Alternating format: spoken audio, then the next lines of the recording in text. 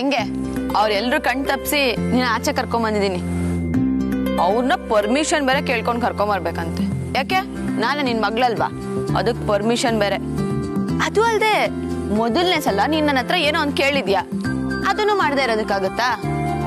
ಸರಿ, ನಿನ್ಗೆ ಅದೇನ್ ಹೇಳ್ಬೇಕು ಎಲ್ಲ ಇವಾಗ್ಲೇ ನನ್ನ ಹತ್ರ ಹೇಳ್ಬಿಡು. ಅಂತೂ ಅಂಬಿ ಜೊತೆ ವಾಕಿಂಗ್ ಬಂದಿದ್ದೀನಿ. ಅಂಬಿನೂ ಒಬ್ಳೇ ಇದ್ದಾಳೆ. ಈ ಅನಿಕಾ ಮಾಡಿರೋದನ್ನೆಲ್ಲ ಇವಳಿಗೆ ಹೇಳ್ಬಿಡ್ತೀನಿ. ಕಂಬ್ಲಿ ಅಂಬಿ ಇಬ್ರು ನನ್ನ ಮಕ್ಳೇ. ಅದನ್ನೆಲ್ಲ ಇವಳಿಗೆ ಹೇಳಿದ್ರೆ ಏನೂ ತೊಂದರೆ ಆಗಲ್ಲ. ಅಂಬಿ ಅರ್ಥ ಮಾಡ್ಕೊಳ್ತಾಳೆ.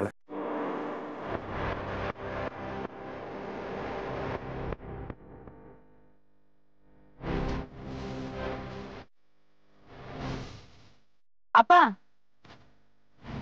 ಯಾಕೆ ಅಲ್ಲೇ ನಿಂತ್ಕೊಂಡ್ಬಿಟ್ಟೆ? ಬಾ ಹೋಗೋಣ. ಅದು ಅಂಬಿ. ಅಪ್ಪ ಏನಾಯ್ತು? ಅಂಬಿ, ನಾನು ನಿನ್ನ ಹತ್ರ ಮಾತಾಡಬೇಕು. ಅದೇನ್ ಹೇಳಪ್ಪ, ಏನ್ ವಿಷಯ? ಅದು ಅಂಬಿ, ಅನಿಕಾ ಇದ್ದಾಳಲ್ಲ. ಅಂಬಿ,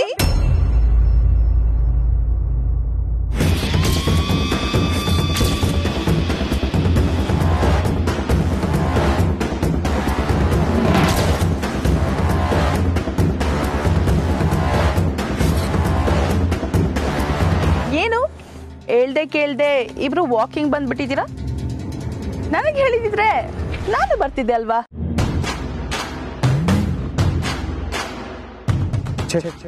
ಇವಳು ಬಂದ್ಬಿಟ್ಲಲ್ಲ, ಹೇಗೆ ಹೇಳೋದು? ಇಷ್ಟೊತ್ತು ಹೇಳೋದಕ್ಕೆ ಟೈಮ್ ಇತ್ತು. ಅವಾಗ ನಾನು ಹೇಳಿದೆ, ಆ ಅವಕಾಶನ ಕಳ್ಕೊಂಡೆ. ಈಗ ಹೇಳೋಣ ಅಂದ್ರೆ ಇವಳು ಬಂದ್ಲು. ಇನ್ನು ಯಾವಾಗ ಹೇಳೋಕ್ಕಾಗುತ್ತೋ ಗೊತ್ತಿಲ್ವಲ್ಲ. ಯಾಕಿಬ್ರು ಸುಮ್ಮನೆ ನಿಂತ್ಬಿಟ್ರಿ? ಬಂದಿರೋದು ವಾಕಿಂಗ್ಗೆ ತಾನೆ?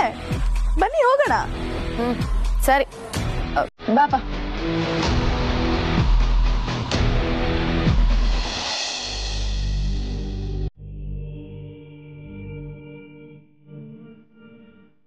ಮತ್ತವ್ನು ಬಿಡ್ಬಾರ್ದಪ್ಪ. ರೂಮಲ್ಲಿ ಏನ್ ಸೀಕ್ರೆಟ್ಸ್ ಇಟ್ಟಿದಾನೆ ಎಲ್ಲ ಕಂಡಿಡ್ಬೇಕು.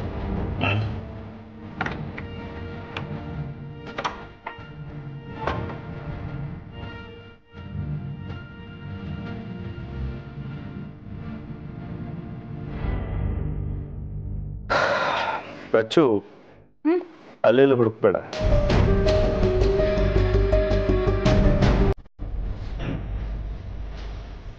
ಈ ಶರ್ಟ್ಸು ರಿಷಿದಂತೂ ಅಲ್ಲ, ಯಾರ್ದಿರ್ಬೋದು.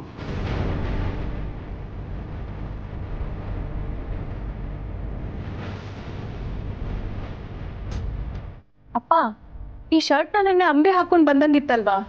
ಅಂಬಿ ಹಾಕೊಂಡು ಬಂದಿಲ್ಲ. ಅವಳ ಶರ್ಟು ಈ ರೂಮಲ್ಲಿ ಬರೋದಕ್ಕೆ ಹೇಗೆ ಸಾಧ್ಯ? ನಂಗೂ ಗೊತ್ತಾಗ್ತಿಲ್ಲ ಅಪ್ಪ, ಇದು ಹೇಗ್ ಬಂತು ಇಲ್ಲಿಗೆ? ಇದರಲ್ಲೇನೋ ವಿಷಯ ಇದೆ. ಅದಕ್ಕೆ ರಿಷಿ ನಿನ್ನನ್ನು ರೂಮ್ ಒಳಗೆ ಬಿಟ್ಕೋತಾ ಇರಲಿಲ್ಲ. ಕಳ್ಳ ಸಿಕ್ಕಾಕೊಂಡ. ಹೇಗಾದ್ರೂ ಮಾಡಿ ಅವ್ನ ಸೀಕ್ರೆಟ್ನ ಕಂಡುಹಿಡಿಬೇಕು ಅಪ್ಪ. ಕಂಡುಹಿಡಿಯಲೇಬೇಕು.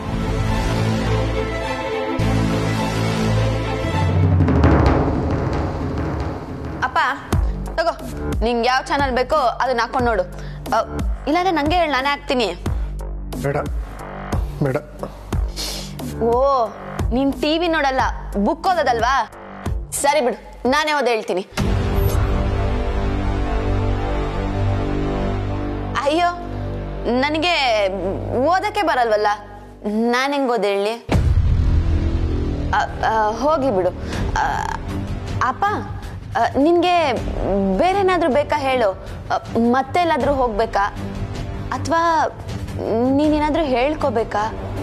ಹೇಳ್ಕೋ ಅಪ್ಪ, ಬೇಗ ಹುಷಾರಾಗಿ ಹೋಗ್ತೀಯಾ? ಅಪ್ಪಯ್ಯ, ಯಾಕೆ ಸುಮ್ಮನೆ ಕೂತಿದ್ಯಾ? ಏನಾದ್ರೂ ಹೇಳ್ಕೋಬೇಕಾ? ಹೇಳು. ಡ್ಯಾಡ್ ಸರಿ ಹೋಗ್ತಿದಾರೋ ಏನು ಅಂತ ನನ್ಗೆ ಮೊದಲೇ ಡೌಟ್ ಬರ್ತಿದೆ. ಅದ್ರ ಜೊತೆಗೆ ಇವಳು ಬೇರೆ ಅದು ಬೇಕಾ ಇದು ಬೇಕಾ ಅಂತೆಲ್ಲ ಅವ್ರನ್ನ ಮಾತಾಡ್ತಾನೆ ಇದ್ದಾಳೆ. ಅವ್ರು ಅಷ್ಟೊಂದು ಇಂಪ್ರೂವ್ ಆಗಕ್ಕೆ ನಾನು ಬಿಡಬಾರ್ದು. ಹೇಳು ಅಪ್ಪಯ್ಯ. ಅಂಬಿ, ನೀನ್ ಯಾಕೆ ಟೆನ್ಷನ್ ತಗೋತೀಯಾ? ಡ್ಯಾಡ್ಗೆ ಏನಾದ್ರು ಬೇಕಾದ್ರೆ ಎಲ್ಲನ ಹೋಗ್ಬೇಕಂದ್ರೆ ನಾವಿದೀವಿ ನೋಡ್ಕೊಳಕ್ಕೆ. You don't worry. ಅಯ್ಯೋ ನಿಂದೊಳ್ಳೆ ಕತೆ ಆಯ್ತಲ್ಲ. ನೀನೊಬ್ಳೇನಾ ಮಗಳು? ನಾನು ಮಗ್ಳುನೆ. ಯಾವಾಗ್ಲೂ ಒಂದ್ಸಲ ಅಪರೂಪಕ್ಕೆ ಬರ್ತೀನಿ. ಅವಾಗಾದ್ರೂ ನಾನು ಅವ್ರನ್ನ ಚೆನ್ನಾಗಿ ನೋಡ್ಕೊಂಡೆ ಅನ್ನೋ ನೆಮ್ಮದಿ ನನ್ಗಿರ್ಲಿ ಬಿಡು. ಅದಕ್ಕೆ ಕೇಳ್ತೀನಿ, ನಿನಗೇನು ರೀ? ಹಾಗಲ್ಲ Ambi, what I meant was ಡ್ಯಾಡ್ನ ನೋಡ್ಕೊಳಕ್ಕೆ ಒಂದು ಕೇರ್ ಟೇಕರ್ನ ಅಪಾಯಿಂಟ್ ಮಾಡಿದ್ದೀವಿ. ಅದು ಅಲ್ಲದೆ ಅಮ್ಮ ಇದ್ದಾರೆ, ಅಜ್ಜಿ ಇದ್ದಾರೆ, ನಾವು ನೋಡ್ಕೋತೀವಿ ಬಿಡು ಅಂತೆ ಅಷ್ಟೇ. Excuse me. ಅಲ್ಲ, ಡ್ಯಾಡ್ ಜೊತೆ ಇರು ಅಂದ್ರೆ ಎಲ್ಲಿ ಹೋಗಿದ್ದೆ? ಇಲ್ಲೇ ಇದ್ದು ಡ್ಯಾಡ್ನ ನೋಡ್ಕೋ. Okay okay madam. Ambi, actually ನಿನ್ನ ಹತ್ರ ಸ್ವಲ್ಪ ಮಾತಾಡಬೇಕಿತ್ತು. ಮಾತಾಡು. ಇಲ್ಲಿ ಬೇಡ, ಸ್ವಲ್ಪ ಪರ್ಸನಲ್ ಆಗಿ ಮಾತಾಡಬೇಕಿತ್ತು. ನನ್ನ ಜೊತೆ ಬರ್ತೀಯಾ? ಸರಿ ಅಪ್ಪ, ನೀನು ಟಿವಿ ನೋಡ್ತಾ ಇರು, ನಾನು ಹಿಂಗೋಗಿ ಹಿಂಗೆ ಬರ್ತೀನಿ. ನಟ.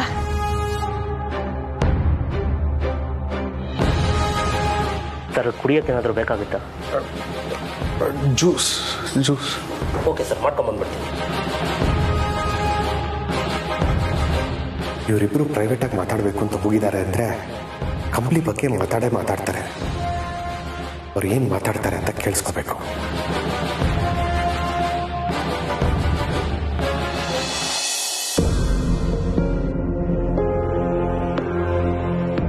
ಯಾರಿಗೋ ಕಾಯ್ತಿರೋ ಹಾಗಿದ್ಯಾ? ನಿನಗೆ ಕಾಯ್ತಾ ಇದ್ದೀವಿ ರಿಷಿ. ಹೊರಗಡೆ ಹೋಗಿದ್ದ ಕೆಲಸ ಎಲ್ಲ ಆಯ್ತಾ? ಹಾಪ. ಈಗ ದಯವಿಟ್ಟು ನನ್ನ ಪ್ರಶ್ನೆಗೆ ಉತ್ತರ ಕೊಡು. ಏನ್ ನಡೀತಾ ಇದೆ ಮನೆಯಲ್ಲಿ?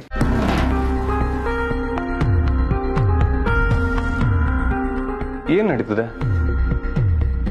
ಏನ್ರ ಬಗ್ಗೆ ಮಾತಾಡ್ತೀರಾ ರಿಷಿ?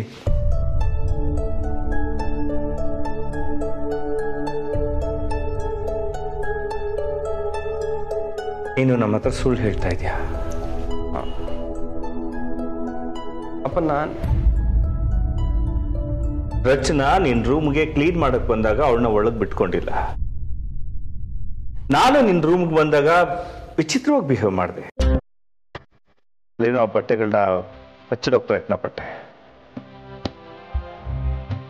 ಇದು ನನ್ನ ಕಣ್ಣಿಗೆ ಬಿತ್ತು. ಇದು ಯಾರ್ದು ಅಂತ ಕೇಳಿದಕ್ಕೆ ನೀನು ನಿಂದೆ ಅಂತ ಹೇಳ್ಕೊಂಡೆ. ಆದ್ರೆ ಈಗ ಸತ್ಯ ಗೊತ್ತಾಯ್ತು. ಈ ಶರ್ಟು ನಿಂದಲ್ಲ, ಅಂಬಿದು ಅಂತ. ನಾವು ಪ್ಲೀಸ್ ಆನ್ಸರ್. ಅಂಬಿ ಶರ್ಟು ನಿನ್ ರೂಮಿಗೆ ಹೇಗೆ ಬಂತು? ಹೌದಣ್ಣ, ಈ ಶರ್ಟು ಅಂಬಿದೇನೆ. ಅವತ್ತು ಅವಳು ಈ ಶರ್ಟ್ನ ಪಾರ್ಟಿಗೆ ಹಾಕೊಂಡ್ಬಂದಿದ್ನ ನಾನೇ ನೋಡಿದ್ದೀನಿ. ಅವಳಿಗೆ ನಿನ್ನನ್ ಕಂಡ್ರೂ ಆಗಲ್ಲ, ಕಮ್ಲಿನ್ ಕಂಡ್ರೂ ಆಗಲ್ಲ. ಅಂದಮೇಲೆ ಈ ಶರ್ಟು ನಿನ್ ರೂಮಲ್ಲಿ ಹೇಗೆ ಬಂತು? ನೀನು ಅದೇನು ಸೀಕ್ರೆಸಿ ಮೇಂಟೈನ್ ಮಾಡ್ತಿದ್ಯಾ ಅಂತ ನಮಗೆ ಇವತ್ತು ಗೊತ್ತಾಗಬೇಕು. ರಿಷಿ, ನೀನೇ ಕೇಳ್ತಿರೋದು. ನನ್ನ ಪ್ರಶ್ನೆಗೆ ಉತ್ತರ.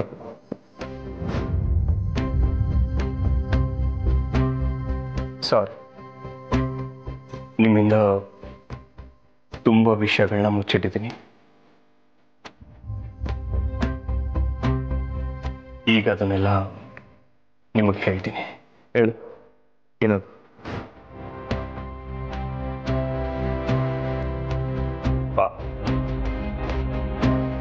ರಚನಾ ಮತ್ತೆ ಅಮರ್ ವಿಷಯದಲ್ಲಿ ರಚನನ್ನ ಅಮರ್ ದೂರ ಮಾಡೋದಕ್ಕೆ ಕಾರಣ ಅಂಬಿ ಅಂತ ಗೊತ್ತಾಯ್ತು. ರಚನನ್ ಜೀವನ ಸರಿ ಮಾಡೋದಕ್ಕೋಸ್ಕರ ನಾನು ಕಮಲಿ ಅವರು ತುಂಬಾನೇ ಯೋಚನೆ ಮಾಡಿದ್ವಿ. ಆದ್ರೆ ನಮ್ಗೆ ಯಾವುದು ದಾರಿನೇ ಸಿಗ್ಲಿಲ್ಲಪ್ಪ. ರಚನನ್ ಜೀವನ ಹಾಳಾಗಿದ್ದು ಅಂಬಿನೇ ಕಾರಣ ಅಂತ ಗೊತ್ತಾಯ್ತು. ಅದಾದ್ಮೇಲೆ ಇವಳ ಜೀವನ ಸರಿ ಹೋಗ್ಬೇಕು ಅಂದ್ರೆ ಅಂಬಿಯಿಂದಾನೇ ಸಾಧ್ಯ ಅನ್ಕೊಂಡ್ವಿ. ನಾವು ಅಂಬಿ ಬದುಕಿದಾಳೆ ಅಂತ ಎಲ್ರೂ ನಂಬಿಸ್ಬೇಕು ಅನ್ಕೊಂಡ್ವಿ. ಆಗ ಕಮಲಿ ಅವರು ಅಂಬಿ ವೇಷನ ಹಾಕೊಂಡ್ರಪ್ಪ.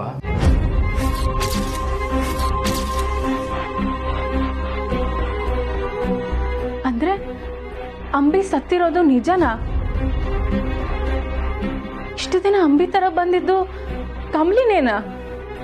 ಹೌದು, ಕಮಲಿ ಅವರೇ ಅಂಬಿಯಾಗಿ ಬಂದಿದ್ದು.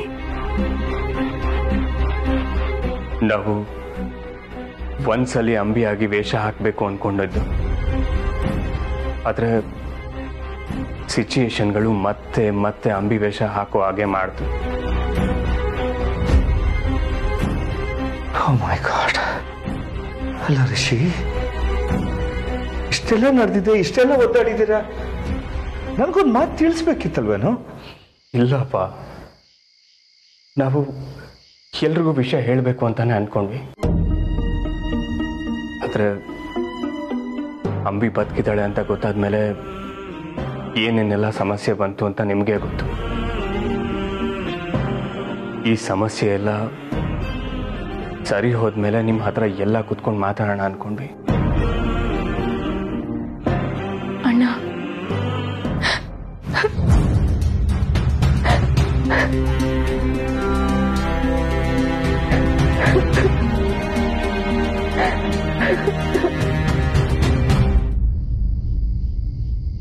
ಅಂಬಿ, ನಾನು ನಿನ್ನ ಅಬ್ಸರ್ವ್ ಮಾಡ್ತಿದ್ದೆ. ಅಬ್ಸರ್ವ್ ಮಾಡಿ ಏನು ಗೆಸ್ ಮಾಡಿದೆ ಅಂದರೆ, ಯಾರಾದರೂ ಕಮಲಿ ಹೆಸರು ಹೇಳಿದ್ರೆ ನಿಂಗೆ ತುಂಬ ಕೋಪ ಬರುತ್ತೆ. ಸೊ ಈಗಲೂ ನಿನಗೆ ಮೊದಲಿನ ಥರ ಕಮಲಿ ಮೇಲೆ ಕೋಪ ಇದೆಯಾ ಅಂಬಿ? ಕೋಪನ? ಅವಳು ನೋಡಿದ್ರೆ ಮಯೂರುತ್ತೆ, ಅವಳು ಕಂಡ್ರೆ ನನ್ಗಾಗಲ್ಲ. ಅದ್ರಲ್ಲೂ ಮೊನ್ನೆ ನೋಡ್ದಲ್ಲ ಫಂಕ್ಷನ್ ಅಲ್ಲಿ ಎಷ್ಟು ಕೋಪ ತೋರಿಸ್ತಾಳೆ ಅಂತ. ನನ್ ಮುಂದೆನೆ ಮಾಸ್ಕ್ ತೆಗಿಯಲ್ಲ ಅಂತಾಳೆ. ಯಾ ಅಂಬಿ, ಅವಳು ಹಾಗೇನೆ. ಅದ್ರಲ್ಲೂ ಮೇಷ್ಟ್ರ ಜೊತೆ ಅವಳನ್ನ ನೋಡ್ತಿದ್ರಂತೂ ಕೋಪ ನೆತ್ತಿಗೆ ಇರುತ್ತೆ. ಅವರಿಬ್ರು ರೊಮ್ಯಾನ್ಸ್ ಬೇರೆ. ಯಾ, ನನಗೂ ಅದೇ ಸೇಮ್ ಫೀಲಿಂಗ್ ಆಗ್ತಿತ್ತು ಅಂಬಿ. ಕೆಲವೊಂದ್ಸಲ ಅವಳು ಯಾಕಾದ್ರೂ ನನ್ನ ಜೊತೆ ಹುಟ್ಟಿದ್ಲು ಅನ್ಸುತ್ತೆ. ಆ ಕಡೆ ಅಮ್ಮನ ಪ್ರೀತಿನೂ ಸಿಗ್ಲಿಲ್ಲ, ಈ ಕಡೆ ಅಪ್ಪನ ಜೊತೆನೂ ಇರಕ್ಕಾಗ್ತಾ ಇಲ್ಲ. ಅವಳಿಗೆ ಮಾತ್ರ ಎಲ್ಲನೂ ಸಿಗ್ತಾ ಇದೆ. ಇದನ್ನೆಲ್ಲ ನೆನ್ಸ್ಕೊಂತಿದ್ರೆ ಸಿಟ್ಟು ಹಂಗೆ ನೆತ್ತಿಗೆ ಇರುತ್ತೆ. ಅಂಬಿ, ಕಮಲಿ ನಿನ್ನ ಲೈಫಲ್ಲಿ ಇಲ್ಲ ಅಂದರೆ ನಿನ್ನ ಲೈಫ್ ಸರಿ ಹೋಗುತ್ತೆ ಅಲ್ಲ?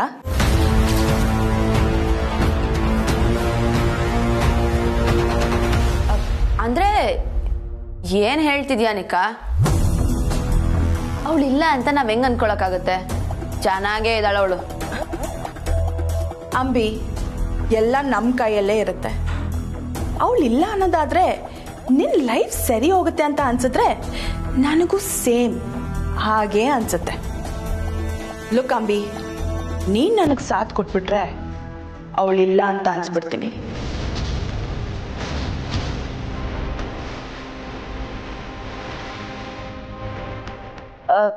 ಹೆಂಗೆ ಹೆಂಗ ಅವಳಿಲ್ಲ ಅನ್ನಿಸ್ಬಿಡ್ತೀಯ?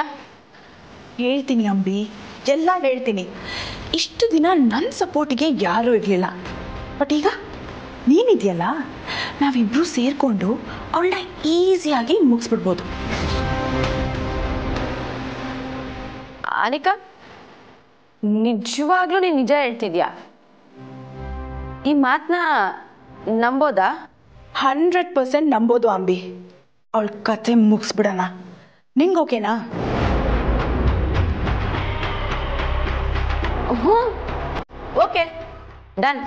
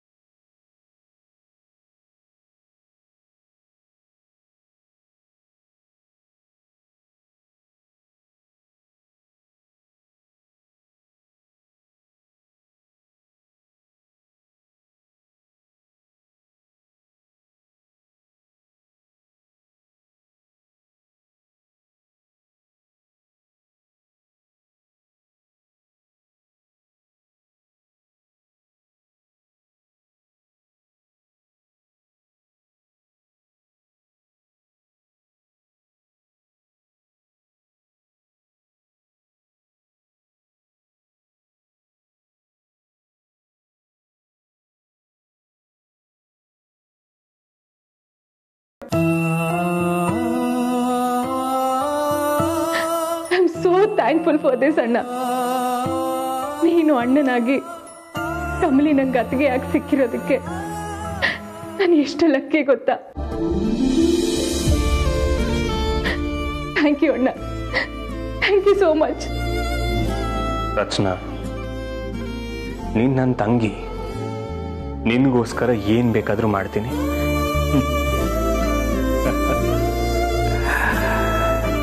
ನೀವೆಲ್ಲ ಮಕ್ಕಳಾಗಿದ್ದಾಗ ಖುಷಿಯಾಗಿ ಒಟ್ಟಿಗೆ ಆಟ ಆಡ್ತಾ ಇದ್ದಿದ್ದು ನೋಡಿದಾಗ ನಾನು ನಿಮ್ಮಮ್ಮ ಅನ್ಕೋತಾ ಇದ್ದೀನಿ, ಆ ಮಕ್ಕಳು ದೊಡ್ಡವರಾದ್ಮೇಲೂ ಹೀಗೆ ಅನ್ಯೂನ್ಯವಾಗಿರ್ಬೇಕು ಅಂತ.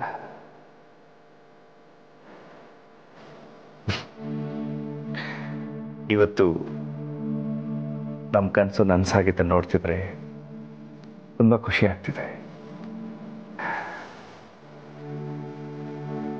ನಿಮ್ಮಂಥ ಮಕ್ಕಳನ್ನ ಪಡೆಯೋದಕ್ಕೆ ನಾನು ನಿಜವಾಗ್ಲೂ ಅದೃಷ್ಟ ಮಾಡಿದ್ದೆ ಅನಿಸ್ತಾ ಇದೆ. ಇನ್ನೊಂದು ಮುಖ್ಯವಾದ ವಿಷಯ ಏನ್ ಗೊತ್ತಾ, ಸಂತೋಷದ ವಿಷಯ. ನೀವೇನೋ ಒಂದೇ ತಾಯಿ ಹೊಟ್ಟೆಲಿ ಹುಟ್ಟೋರು, ಆದರೆ ಒಂದು ಹೆಣ್ಣು ಹುಟ್ಟಿದ ಮನೆ ದಾಟಿ ಮೆಟ್ಟಿದ ಮನೆಗೆ ಬಂದು ಅಲ್ಲಿನ ಜನರ ಕಷ್ಟ ಸುಖಕ್ಕೆ ಇಷ್ಟೆಲ್ಲ ತ್ಯಾಗ ಮಾಡೋದು, ಇಲ್ಲಿರೋ ಬದುಕು ಸರಿ ಹೋಗ್ಬೇಕು ಅಂತ ಇಷ್ಟೆಲ್ಲ ಒತ್ತಾಡೋದು, ನಿಜವಾಗಿಯೂ ಅದು ತುಂಬಾ ಅಪರೂಪ.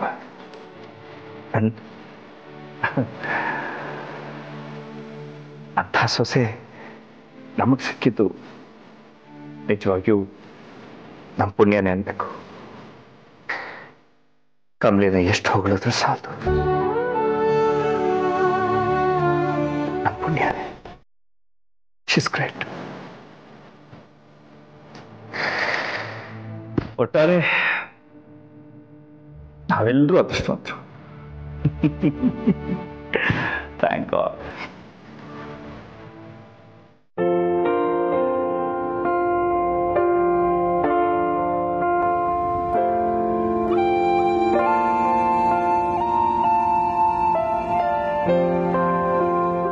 ಇವರಿಬ್ರು ಸೇರ್ಕೊಂಡು ಕಮಲಿನ ಸಾಯಿಸೋದಕ್ಕೆ ಸ್ಕೆಚ್ ಆಗ್ತಾ ಇದ್ದಾರೆ. ಇದನ್ನ ಹೇಗಾದ್ರೂ ತಡಿಬೇಕು. ಏನ್ ಮಾಡ್ಲಿ? ಅಪ್ಪ, ನಿಂಗೆ ಪಲ್ಯ ಅಂದ್ರೆ ಇಷ್ಟ ಅಲ್ವಾ? ನಾನೇ ಬಡಿಸ್ತೀನಿ. ಬೇಡ ಬೇಡ.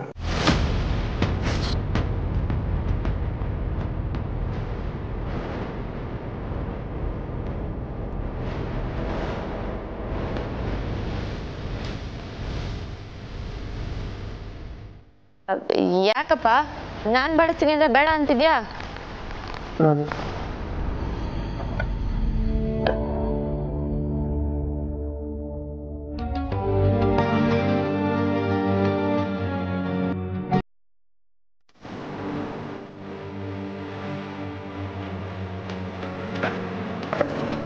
ಊರ್ಮಿಳಾ, ಊರ್ಮಿಳಾ ನೋಡಿದ್ಯಾ ಚಂದ್ರಲ್ಲಿ ಎಷ್ಟೊಂದು ಇಂಪ್ರೂವ್ಮೆಂಟ್ ಕಾಣ್ತಾ ಇದೆ. ಅಮ್ಮನ ಕೊನೆ ಬಡ್ಸ್ಕೊಂಡ. ನಾನು ಮಾಡಿ ಪೂಜೆ ಫಲ ಕೊಡ್ತು ಅನ್ಸುತ್ತೆ. ನೀವು ಆದಷ್ಟು ಬೇಗ ಹುಷಾರಾಗಬೇಕು.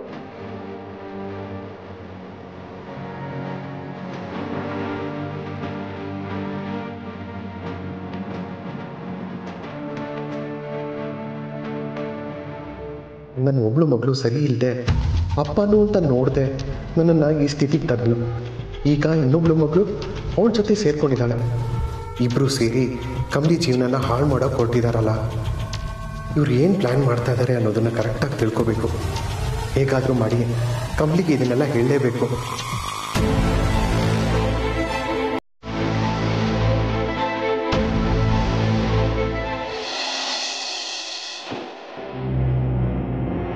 ಡ್ಯಾಡ್, ಊಟ ಮುಗೀತಲ್ಲ? ಟ್ಯಾಬ್ಲೆಟ್ ತಗೊಳ್ಳಿ.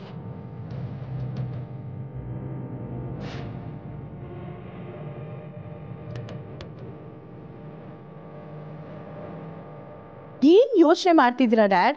ಟ್ಯಾಬ್ಲೆಟ್ ತಗೊಳ್ಳಿ.